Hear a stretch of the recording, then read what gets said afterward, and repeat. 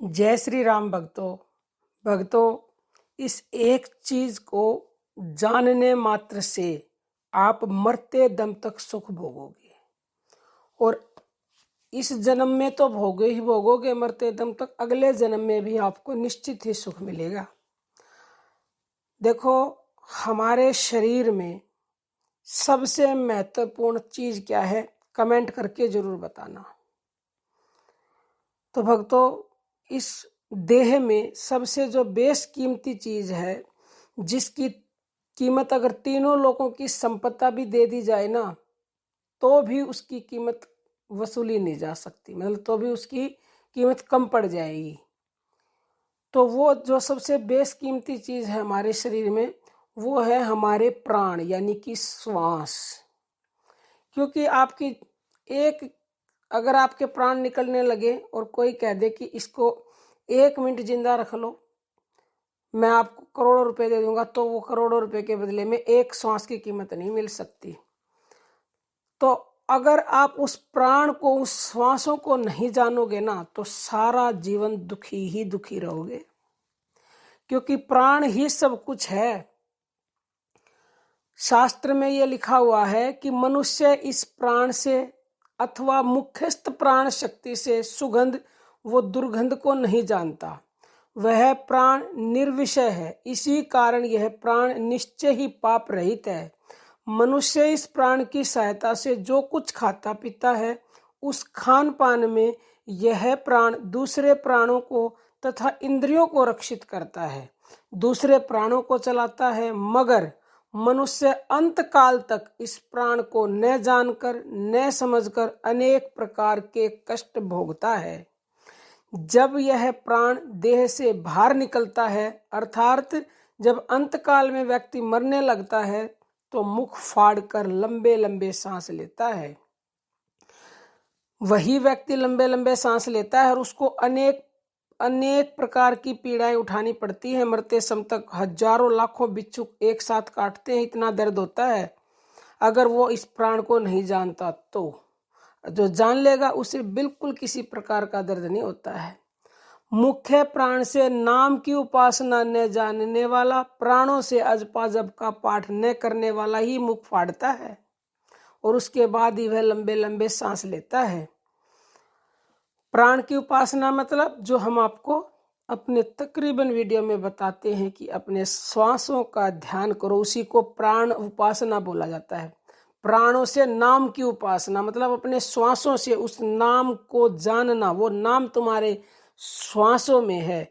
जिस प्रकार दूध के अंदर मक्खन घुला हुआ होता है ना, लेकिन उसको मथ के निकाला जाता है, इसी प्रकार तुम्हारे सांसों में वो नाम घुला हुआ है।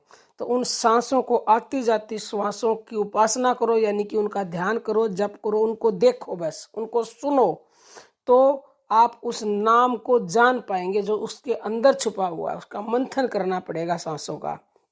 कबीरदास ने कहा है कि ना मैं मंदिर, ना मैं मस्जिद, ना मैं चर्च और गुरुद्वारे में, ना मैं भ्रुकुटी भंवर गुफा में, मैं श्वासों की श्वास में। तो भगवान के लिए बोला है, परमात्मा के लिए बोला है कि वो श्वासों की श्वास में मिलेगा, यानी कि बहुत सारी श्वासों की श्वास में। जब आती जाती बहुत सारी श्वासों का आप मंथन करोगे, तो वो परम तत्व, उस नाम को आप जान जाओगे कि वो है क्या।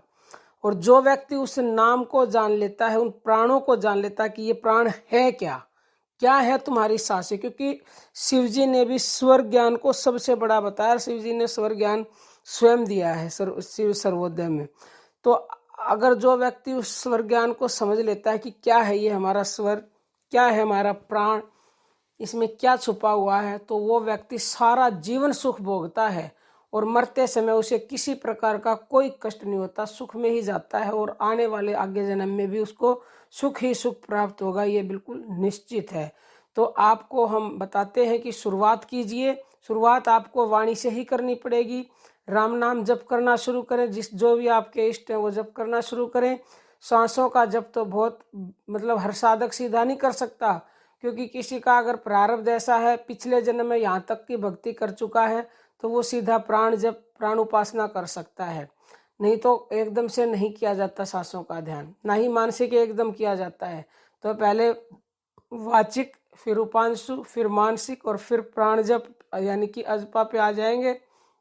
तो जब अजपा पे जैसे जैसे आदमी आगे बढ़ने लगता है उसको सारे अपने आप ही ज्ञान होने लगता है, आगे की सीढ़ियाँ अपने आप मिल जाएगी अगर आप निरंतरता से चलते रहे तो भक्तों बाकी तो हम बता सकते हैं, समझा सकते हैं, करना आपको स्वयं पड़ेगा। और कई लोग कहते हैं आप तो चैनल चलाने के लिए ये सब करते हैं, आपको तो पैसे चाहिए, ये चाहिए। हमें कुछ नहीं चाहिए, हम कुछ नहीं कह रही है, हमारे शास्त्रों में बातें वर्णित हैं और हमारे संतों ने महात्माओं ने इसके लिए स्पष्ट इशारा किया है। खुला नहीं लिख देते वो हर बात को, इसीलिए वो जो दोहे होते हैं उनकी भाषा अटपटी होती है संतों की, क्योंकि वो छुपा के रखते हैं, हर किसी को बताते नहीं हैं। तो समझने वाला जिसको जब ज्ञान होने लग जाता है वो इन बातों को समझ जाता है और समझ के तुरंत ही पकड़ लेता है। और हमारा उद्देश्य सिर्फ यही है कि हम अपने देश के ज़्यादा से ज़्यादा लोगों को भगवान से जोड़ सकें। अगर वो भगवान से जुड़ते हैं, एक भी व्यक्ति जुड़ जाता है तो हमारा वीडियो बनाने का मकसद पूरा हो जाता है। ना हमें व्यूज से कोई मतलब है, ना सब्सक्राइबर से कोई मतलब है, ना हमें लाइक से मतलब है। करें ना करें वो आपकी मर्जी है, हम तो बस यही चाहते हैं कि आप भगवान से जुड़ें। अब हम अपनी वाणी को विराम देते हैं। जय श्री राम।